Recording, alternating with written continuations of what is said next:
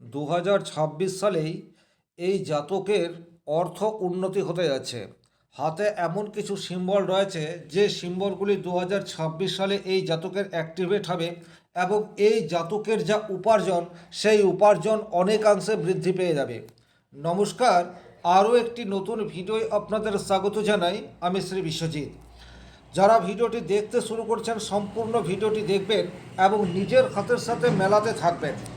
আপাত দৃষ্টিতে যদি এই হাতটিকে দেখা হয় তাহলে এই হাতটিকে অত্যন্ত নেগেটিভ হাত বা এই হাতে প্রচুর অশুভ রেখা রয়েছে বলে আপনাদের মনে হতেই পারে।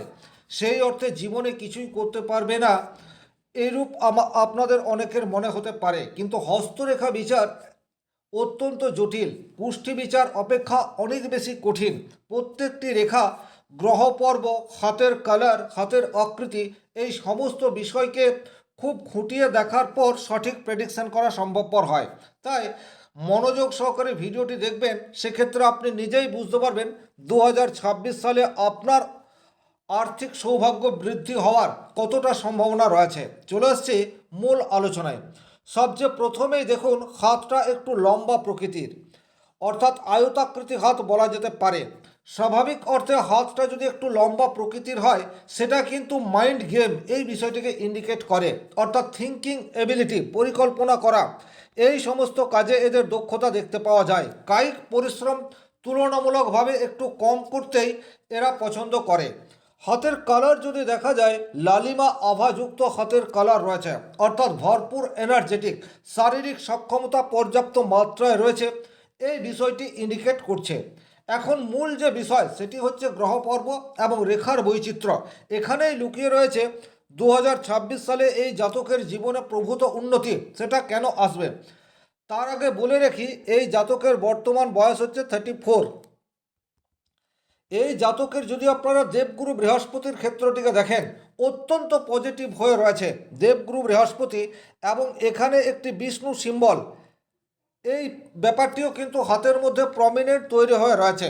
এটি কিন্তু অত্যন্ত রেয়ার সাইন। তবে যাদের হাতে এই বিষ্ণু সিম্বল বা বিষ্ণু তিলক রয়েছে তারা যে সবসময় পজিটিভ রেজাল্ট পায় তা কিন্তু নয়। কিন্তু দেবগুরু বৃহস্পতি যখন যখন সহায় হবে তখন তখন কিন্তু এই যে বিষ্ণু সিম্বল রয়েছে এটি অ্যাক্টিভেট হবে এবং পজিটিভ রেজাল্ট এটি নিয়ে আসবে।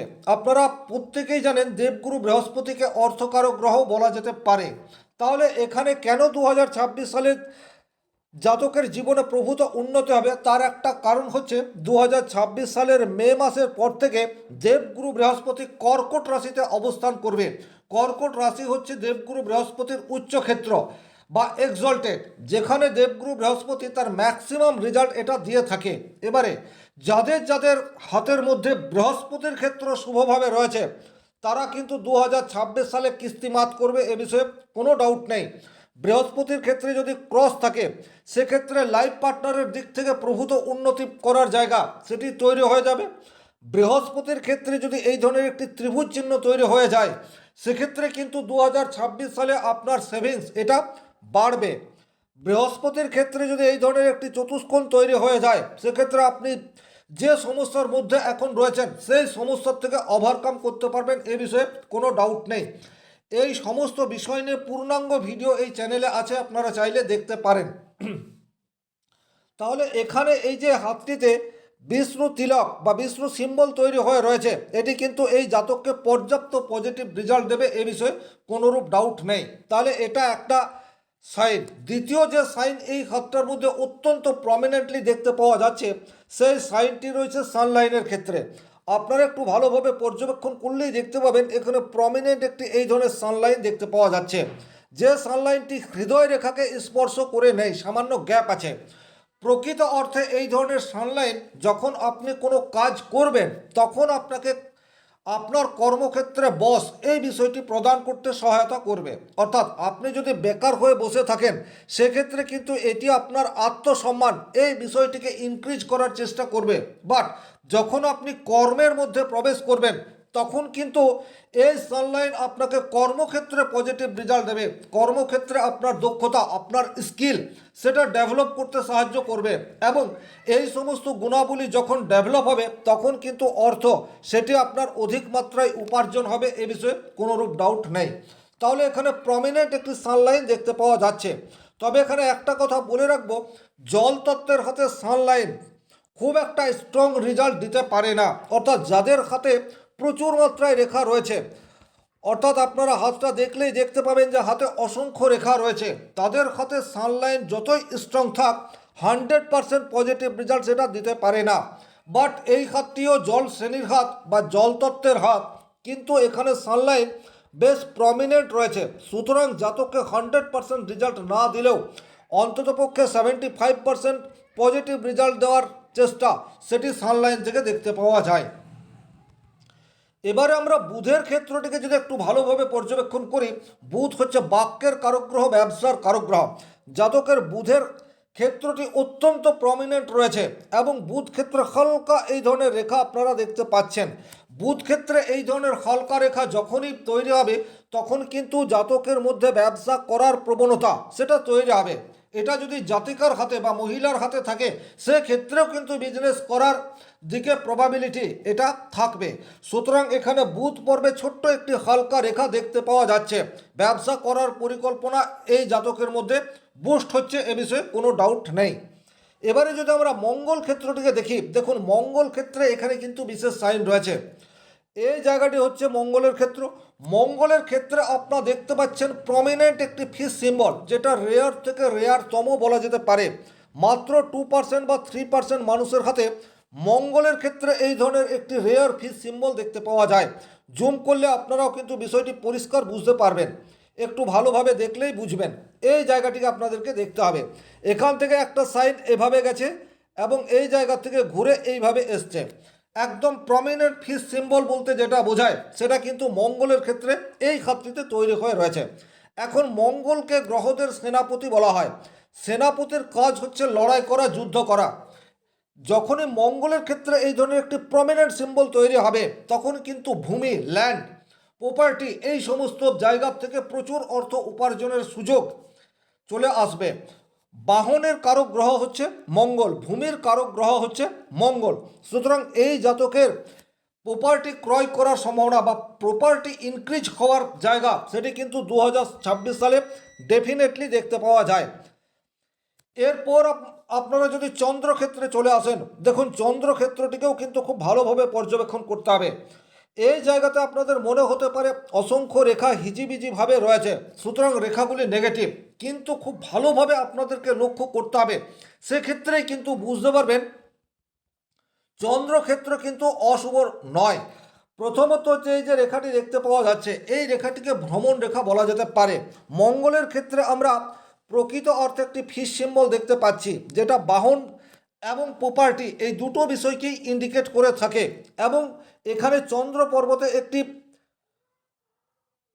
বহির্মুখী রেখা সেটি দেখতে পাওয়া যাচ্ছে, যেটাকে ট্রাভেল লাইন বলা যেতে পারে। সুতরাং 2026 সালে এই জাতকের ভ্রমণ করার বিভিন্ন সুযোগ স্কোপ আসবে এবং ভ্রমণ সূত্রে অর্থ উপার্জনের সম্ভাবনা সেটিও ইনক্রিজ হয়ে যাবে। এর বাইরে আপনারা যে রেখাটি দেখতে পাচ্ছেন সেটা হচ্ছে এই রেখা। এই রেখাটি কিন্তু একটি ভাগ্য রেখা, এ বিষয়ে কোনোরূপ ডাউট নেই। আর এই রেখাটি হচ্ছে আয়ু রেখা। এই জায়গাটি কিন্তু আপনারা খুব ভালোভাবে পর্যবেক্ষণ করবেন, প্রয়োজন হলে দুবার দেখবেন। এখানে কিন্তু রেয়ার সাইন লুকিয়ে রয়েছে। প্রথমত লাইফ লাইনের উপর বা আয়ু রেখার উপর এই ধরনের একটি প্রমিনেন্ট ত্রিভুজ সেটি দেখতে পাওয়া যায়। জাতকের বয়স হচ্ছে 34, জাতক বিবাহিত। সুতরাং আয়ু রেখার উপর এই ধরনের ত্রিভুজ সেটা হঠাৎ করে অর্থপ্রাপ্তি এই বিষয়টিকে ইনক্রিজ করে, লটারি প্রাপ্তি এই বিষয়টিকে ইনক্রিজ করে। অর্থাৎ গুপ্ত ধন বলতে যেটা বোঝায়, জ্যোতিষশাস্ত্রে কিন্তু সেটি উল্লেখ আছে, আয়ু রেখার শেষ অংশে যদি ত্রিভুজ চিহ্ন তৈরি হয় সেটি গুপ্ত ধন পাওয়া যাবে, এই বিষয়টি বলা আছে। বাট আজকের তারিখে গুপ্ত ধন বলে কিছু নেই, আজকের তারিখে রয়েছে লটারি। সুতরাং এখানে লটারি জেতার একটি সম্ভাবনা সেটি অবশ্যম্ভাবী 2026 সালে তৈরি হয়ে যাচ্ছে। এখন এই যে আমি 2026 সাল বলছি, কেন 2026 সাল সেটা একটু পরেই আপনারা বুঝতে পারবেন। এবারে চন্দ্র পর্বতে আপনারা খুব ভালোভাবে দেখুন, এটা হচ্ছে ভাগ্য রেখা এবং এখানে চন্দ্র পর্বতে ভাগ্য রেখার সাথে এটা হচ্ছে সেলফ মেড লাইন, অর্থাৎ নিজ প্রচেষ্টায় উন্নতি। আর এই ভাগ্য রেখা এবং সেলফ মেড লাইন মিলে একটি ফিশ সিম্বল সেটি কিন্তু এখানে তৈরি করে রয়েছে। অর্থাৎ এই লাইনটিকে বলা হচ্ছে এই রূপ জায়গাতে, তাহলে আমরা এখানে মঙ্গলের ক্ষেত্রে একটা ফিশ সিম্বল দেখতে পাচ্ছি এবং চন্দ্র পর্বত থেকে উত্থিত হয়ে একটা সে ফিশ সিম্বল এটাও দেখতে পাওয়া যাচ্ছে। তাহলে কিন্তু অবশ্যম্ভাবী বলা যেতে পারে করতলের যে কোনো জায়গায় ফিশ সিম্বল বা মৎস্য চিহ্ন অত্যন্ত পজিটিভ রেজাল্ট দেয়। সুতরাং জাতকের আকস্মিক অর্থলাভের প্রবাবিলিটি সেটা কিন্তু ইনক্রিজ হয়ে যাচ্ছে। এবারে আপনারা দেখুন জাতকের বর্তমান বয়স হচ্ছে 34। এই জায়গাটা কিন্তু অত্যন্ত ইন্টারেস্টিং। এটা হচ্ছে জাতকের লাইফ লাইন, আর ঠিক লাইফ লাইনের 34 বা 35 এজে কিন্তু প্রমিনেন্ট ঊর্ধ্বগামী রেখা সেটি পরিষ্কার শনি পর্বতের দিকে যাচ্ছে। এই রেখাটিকে আপনারা খেয়াল করুন। আয়ু রেখা থেকে যদি বয়স নির্ধারণ করা যায় সেক্ষেত্রে 34 বা 35 এই রূপ এজকে ইন্ডিকেট করবে। আর জাতক তার এজ 34 অ্যাপ্রক্স বলেছে, তাহলে এখানে 34 বা 35 এজে গিয়ে এখানে একটি প্রমিনেন্ট ঊর্ধ্বগামী রেখা আমরা লাইফ লাইনের উপরে দেখতে পাচ্ছি এবং যে সাইনগুলি তৈরি হয়ে রয়েছে এই সাইনগুলি স্টিল ডেট প্রমিনেন্টের দিকে যাচ্ছে। সুতরাং বলা যেতেই পারে 2026 সালে এই জাতকের আর্থিক উন্নতি সেটা যথেষ্ট মাত্রায় হতে থাকবে। এবং এই জাতক যে বিজনেস করে এবং বিজনেস ক্ষেত্র থেকেও প্রচুর অর্থ আর্ন করবে তার ইন্ডিকেটও কিন্তু এই ঘাটতিতে রয়েছে। এটা হচ্ছে বিজনেস লাইন এবং এটা হচ্ছে বিজনেসের ব্রাঞ্চ লাইন বা শাখা রেখা। মস্তিষ্ক রেখা সেটি দুভাগে বিভক্ত হয়ে রয়েছে। সুতরাং বিজনেস ক্ষেত্রে নতুন নতুন ইনভেস্টমেন্ট, নতুন নতুন ক্লায়েন্ট পাওয়া, এই সমস্ত বিষয়গুলি কিন্তু 2026 সালে শুরু হবে, এ বিষয়ে কোনোরূপ ডাউট নেই। এই ছিল এই ঘাটতির মূল আলোচিত বিষয়। ভিডিওটি ভালো লাগলে লাইক করবেন, কোথাও কোনো প্রশ্ন বা সংশয় থাকলে কমেন্ট বক্সে লিখে জানাবেন, আর চ্যানেলে নতুন হয়ে থাকলে সাবস্ক্রাইব করে পাশে থাকা অল নোটিফিকেশন বেল আইকনটি প্রেস করে দেবেন। আজকের মতো বিদায় নিচ্ছি, ভালো থাকুন, সুস্থ থাকুন, ধন্যবাদ।